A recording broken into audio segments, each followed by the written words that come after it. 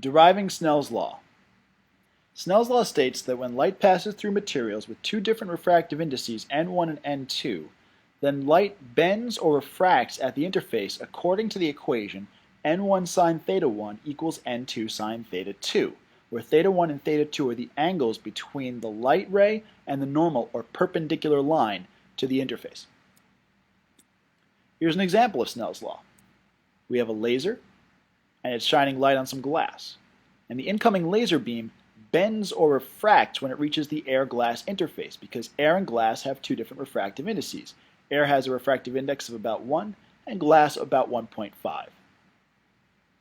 Now, Fermat's principle states that when light travels between 2 points, it takes the path that requires the least amount of time. Here we're going to use Fermat's principle to derive Snell's law. So let's consider 2 points A and B in two different materials. A is in a blue material through which light travels at speed v1, while B is in a yellow material through which light travels at speed v2. Now you might think that if light is traveling from A to B, then the fastest path for it to take would be a direct line between them. But it turns out that if v1 is bigger than v2, so light's traveling faster through the blue material, it makes sense for most of the path to be in the blue region, where light is traveling faster. That'll minimize the time spent in the travel. And if v2 is bigger than v1, then it makes similar sense that most of the path should be in the yellow region, where light travels faster. Now, would it be possible to have a curved path like this? Well, no, because in the blue region, if light is traveling at speed v1 the entire time in the blue region, then a straight line from A to that point on the interface would require less time. So the general shape that we're going to have for the path of the light between A and B through these two materials is going to be a straight line in the blue region and a straight line in the yellow region, but together they'll form a kink at the interface. What we want to know is where this point on the interface will be that minimizes the total transit time. So let's label some sides here. Let's put some math into this. So the point A, let's say, is a distance x from the interface. And the point B is a distance y from the interface. And let's also suppose that the total horizontal distance between A and B is length d. And now let's label the distance between the horizontal distance between A and that point on the interface where the light hits the interface as the length z. And then the corresponding horizontal distance between B and that point on the interface is d minus z. Okay, and we can now use the Pythagorean theorem to find the lengths of the paths in the blue and yellow regions of the light. So we have a right triangle in the blue region, and so the length of the path in the blue region is the square root of x squared plus z squared, and the length of the path in the yellow region is the square root of y squared plus d minus z squared.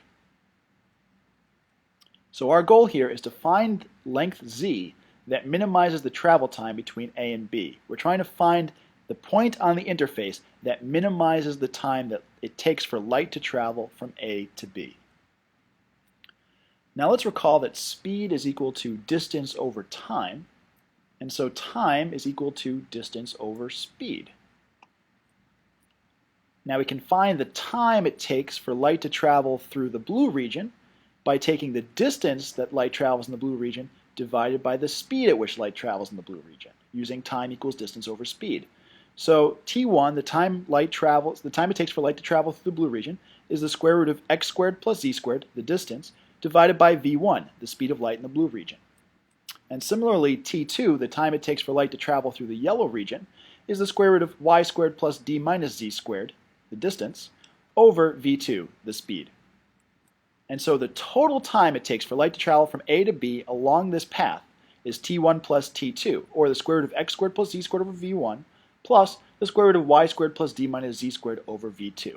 So here's an expression for the total time it takes for light to travel from A to B. And what we're trying to do is minimize this time. We're trying to find z that minimizes the time it takes for light to travel from point A to point B. In other words, we're taking the derivative of the total time with respect to z and setting it equal to 0 to find the minimum. And we can plug in our expression for t1 plus t2, the total time.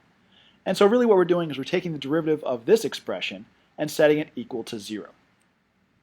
So here's our equation, and we can take the derivative of the first term.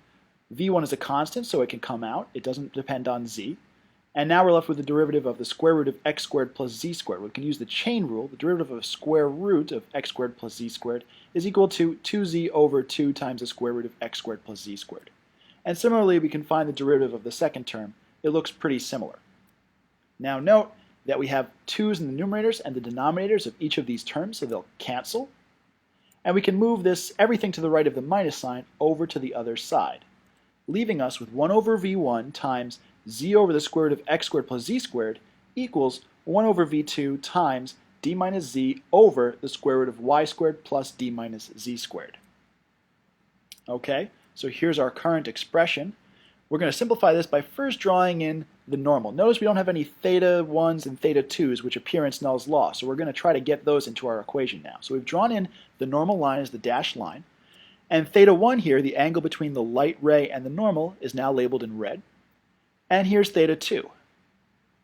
And we can draw in those angles again using alternate interior angles, and we can see that the sine of theta 1 in the blue region is equal to the sine is the opposite over the hypotenuse, so it's the sine of theta 1 is z over the square root of x squared plus z squared. And similarly, the sine of theta 2 is equal to the opposite over the hypotenuse, or d minus z, over the square root of y squared plus d minus z squared. And now we can plug in these relations for sine theta 1 and sine theta 2 into the above equation, leaving us with sine theta 1 over v1 equals sine theta 2 over v2. Well, let's talk about our definitions for the index of refraction. N1 is defined as being the ratio between the speed of light in the medium, v1, and the speed of light in vacuum, c. So really we can define N1 and N2 using these equations that v1 equals c over N1, and v2 equals c over n2. And now we can plug these into our relation, leaving us with n1 sine theta 1 over c equals n2 sine theta 2 over c.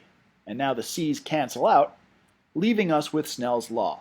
n1 sine theta 1 equals n2 sine theta 2.